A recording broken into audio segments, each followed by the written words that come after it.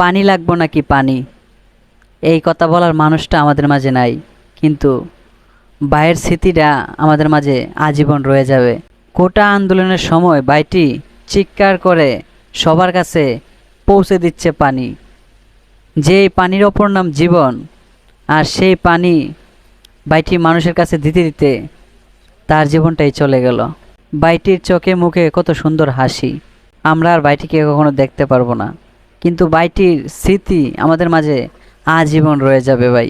সত্যি আমি যখনই ভাইটির ভিডিওটা দেখি, যে ভাইটি বলল, চিৎকার করে বলতেছে যে পানি লাগবে নাকি কারো পানি, এই কথাটা শুনলে মানে বুকের বাম পাশটা কীরকম হিম ধরে যায় ভাই, মানে নিজেকে আর সামলে রাখতে পারি না ভাই। ভাইটির জন্য খুবই আফসোস হয় যে ভাইটি আমাদের মাঝে আজ নাই। কিন্তু ভাইটি যে চিৎকার করে বলল যে পানি লাগবে নাকি কারো পানি, মানে এই কথাটা আমাদের মাঝে আজীবন রয়ে যাবে।